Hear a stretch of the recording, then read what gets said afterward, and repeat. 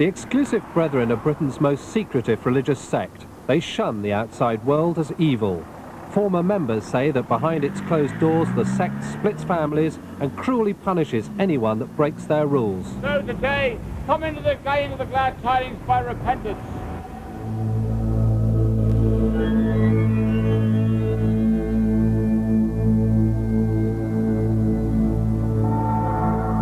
There are always going to be persons who leave for one reason or another, or get expelled against their will.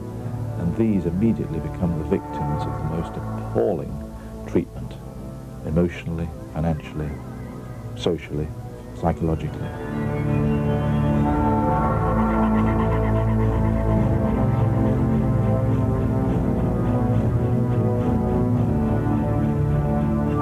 What Christianity have they shown me? Now you're 16, act. Can't talk to your brothers, can't talk to your sisters, your mother's on the deathbed, no, you can't talk to her. They haven't shown me any scrap of Christianity whatsoever.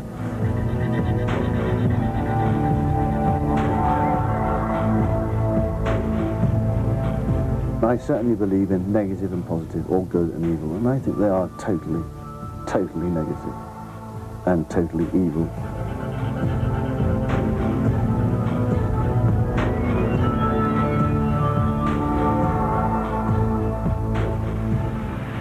Every month, a privately chartered airliner arrives at Bristol Airport from France, bringing members of the Exclusive Brethren to their European headquarters in the Bristol suburb of Brislington. Originally a split from the better-known Plymouth Brethren, the 1960s saw an authoritarian leadership introduce ever stricter rules, designed to withdraw the sect more and more from the rest of society. Now, any contact with outsiders is avoided. Sorry, sir, what's your purpose? Pardon? What's your purpose? Yeah. What's our purpose? Making a film about the Plymouth Brethren. Got a conversation? Where have you come from? Sorry? Where have you come from? I don't want to be in the picture. Yeah, but where have you come from? That's what we're asking. Why, you don't need to know. Oh, just ask him. The Exclusives haven't recruited new members for 30 years. No one younger than that chose to join. They were born into it and know no other life. Contraception is banned and families large. There are around 15,000 members in Britain. Their leaders claim to have direct communication with God. It began spontaneously about in the 1820s, when groups of Christians became disillusioned with the forms and traditions of the established churches and began to meet independently in homes and houses all over England and Wales and Ireland, Scotland, but principally in Ireland. The movement coagulated in and around Dublin.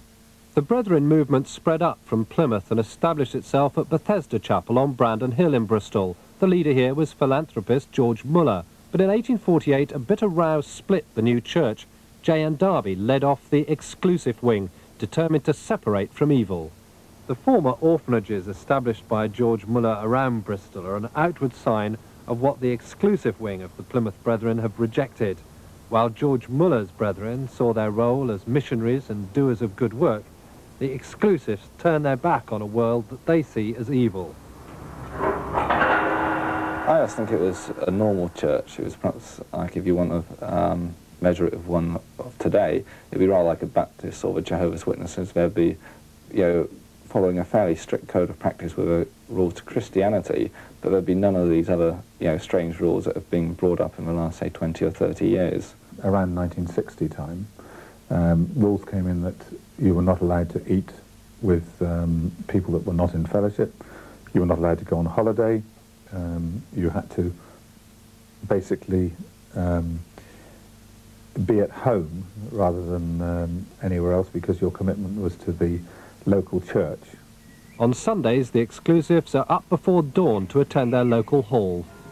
Sunday consisted of a communion service at 6 o'clock in the morning. And my wife was, when the children were small, was feeding the youngest one herself. We would actually start at about 4:30 to get out to that communion service, because we all had to be there. You didn't miss, otherwise you would be in very, very serious trouble. Home for a quick breakfast, and then the entire membership is on the move to a Bible reading held either in Gloucester or here at the Bristol Main Meeting Hall in Brislington. Many will travel hundreds of miles every week. And that was followed by what they would call a break, which was consisted of sort of food on trays and that sort of thing. Usually there was a glass of scotch or something, which is crazy when you think about the time of the morning. It probably would have been about 10:30. But it was very common to have 2 or 3, probably triple scotches at that time in the morning, which is absolute lunacy. If I did it now, I'm sure I would be absolutely flat on my back. And then that would be followed by a set of 3 preachings, and you would then go to somebody's house for lunch. You'd be allocated to somebody's house for lunch. You wouldn't be asked, you would be allocated somewhere, which is fine. I mean, it was a good way of doing it in a sense. Being a close community, somebody was in charge of making sure that everybody had somewhere to go to and eat. That was followed at 3 o'clock by 3 more preachings, and then a cup of tea or whatever, and then 6 o'clock another 3 preachings. And usually after that, there was a sort of family get-together. Families would get together, again on an allocated basis, and they'd have a sort of buffet kind of meal together. And then Monday night was prayer meeting. Tuesday night was what they called the prophetic meeting. Wednesday night was a Bible study. Thursday night was a Bible study. Friday night was a Bible study. Saturday morning was a Bible study. Whoever you are, whatever your occupation, whatever The way they control people within the church, it's not done again by physical abuse or, threats of anything physical like you'd expect from some evil organisation, but they do it in a much more subtle and a clever way and a far more powerful way. And the way they do this is to control your every moment of your life. Even when you're at school, you're with other brethren, and then when you're at home, you obviously live with the brethren. Even when your parents stray slightly from the path, you leave your parents and go to the brethren again. Your only friends outside work are brethren. I wasn't even allowed to go swimming with a friend in the school holidays. When I was a kid at school, one of my friends phoned me up at home and said, would you like to come to Jubilee swimming bars for an hour's swimming? And my father refused to let me go because he wasn't in the church. So this is right from a child going upwards. Then when you leave home, you actually work. 90% of them, or probably 95% of them, work for each other, self-employed, in small businesses. There's no unemployment whatsoever. I didn't know anyone who was unemployed at all. Even at the real recession in the early 80s, we had problems getting work, but there was always work to be done and that you were never out of work. You're only allowed to marry people within the church. So, for example, I know people within the church who are far more rebellious than me at my age, but they managed to get them married off or give them a very good job, which so they thought, oh, well, if I leave, all of a sudden, I don't get the very cheap mortgage, because most of the mortgages, you don't go to a bank and pay extraordinary amounts of interest. You actually borrow, 90% of it is borrowed from within the church, from older brothers and sisters who have a lot of money left, and they'll lend it to you, and you just pay them back. There's a price. Yeovil member Adrian Ruby didn't even tell his wife that his job meant staying at hotels, which are banned as evil by the brethren, but he was found out. So I was immediately shut up, as the term is, which means effectively house arrest, together with my wife and children, which means that we were banned from going to any meetings, cut off from all social intercourse with friends, which for me was bad enough, but for my wife and children was even worse, because we all had no friends outside, and all my children's friends were within, and they felt the thing very acutely. And of course, for that reason, I felt very guilty. I brought it on them. They were innocent parties, even my wife. So I felt very guilty. One of the ways they disciplined the parents is to take the children away from them. But they decided my father was not playing by the rules, and all of a sudden, all I remember was this blur of one day where they came and visited my father. My father was very upset, and then my mother was sort of like comforting all the kids outside the room, and he was in the room with a priest, and my mother was saying, oh no, yeah, I think we're in trouble, and was all really worried as well. And then the priest just came out of the room. I remember them saying, oh, we need a word with your children, Phil. And my dad's going, yes, that's okay, yeah, you can speak to them, and doing everything they wanted to, saying just exactly what they wanted. Tim, his brother and sister were placed separately with other families from the Wells Road Church and barred from any contact with their parents for many months.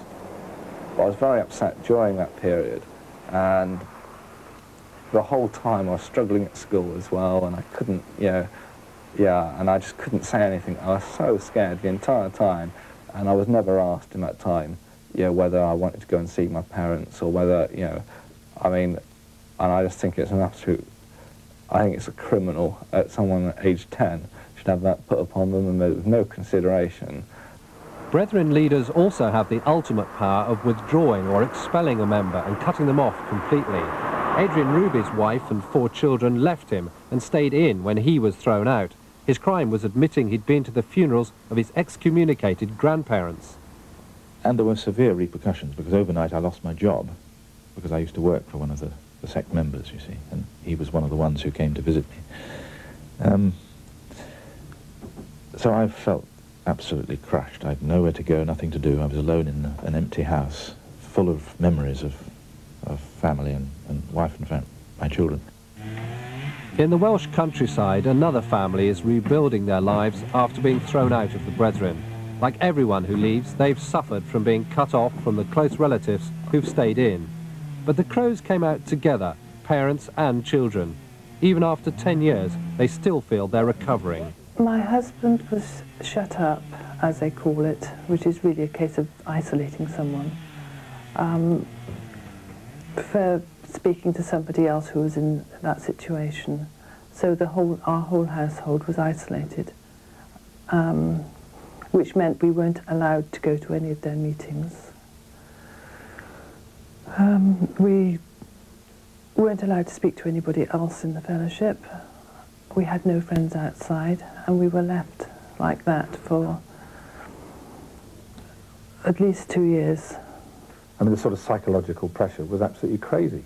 I mean, Jill, I don't remember a day that went past without Jill being in tears.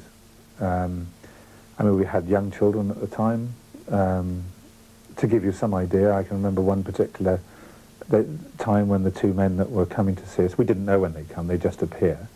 They came to see us, and this particular time they would just come and sit in the chairs and would wait for me to say something. And I got fed up with just making the running, so one particular night I said nothing at all. And they said nothing and got up and went. Now that, to me, since I've learnt to be just classic psychological pressure. I could have gone back with them any time. And really, that's what a lot of wives did in that situation. They'd leave their husband and they'd go back in with the children. But yes, I was put under pressure to leave him, but I didn't. I can remember saying to Jill, just remember that if they try and take the children from me, if they try and take you from me, if they try and break the family up, I said I will be the most bitter of opponents, because I said it's not right. I find it an amazing situation to see my wife starting to do things, starting to have friends outside of the family, starting to talk to people, start to actually just very tentatively embrace a little bit of women's lib, which was not ever, ever, ever seen. The exclusive use of the family to keep their members in line means that parents are under great pressure to control their children. In the case of Jill's nephew, Garth, this led to violence and his being completely cut off. I was 15 at the time I was growing up. I was a little bit wild, to say the least, which went on for many years after. And I started to, I don't know, just generally rebel against everyone and everything. Just a little bit here, a little bit there, and it just got out of hand, and Dad was hitting me a lot to discipline me, because as far as they were concerned, if I was out of order, he was out of order, because he didn't have control over his family. What was he doing to try and discipline you? Oh, beating me with a belt, sometimes a stick, but mainly a belt, buckle end of a belt sometimes just leather end. Yeah. And that was bad? Very painful, yeah. Frightening. until I just got big enough and ugly enough to stand up to him myself, which was the final crunch. And I stood up for myself and hit him. And that was it. I shut up the very next night, on the Tuesday night. And, well, I was fed 3 times a day outside. I had a tray of food outside my bedroom door, which I'd take and eat, and then leave the tray outside. I had no contact whatsoever with anyone in the house. I wasn't allowed to talk to my brothers and sisters, and they weren't allowed to talk to me. That was towards the end of me being 15. I was coming up to 16. And when I was 16, Dad came home from work one day and said, I found a place for you to stay, which pleased me, which is what I wanted. Next day, I took a suitcase and left. He took me there, and I was gone. That was it. 3,000 exclusives from all over Europe converge on Brislington every month for just a 2-hour meeting. It helps bind sect members isolated from society by a bizarre set of rules. The women wear scarves and can't cut their hair. The men mustn't wear ties. They can't join unions or professional associations, go to college or university, touch computers or share neighbours' drains or driveways. Pets, pubs, films, television, radio, tapes and records are all banned. Well, from the inside, it's just like a conference centre. There's absolutely nothing, okay, in there that you would imagine would be a normal church. And also, it's very important where the brethren actually have to sit in there. All the brothers sit at the front, and all the sisters sit behind. And they're absolutely segregated to that. So all the little girls sit with their mums, and all the little boys sit with their dads at the front. And it's only babies that escape this. And the second thing of importance is at these big occasions, which they have, they're actually picked for the front row, because within the brothers, who are the only people who take part in these meetings, the heavies, we call the priests, get called down to the front.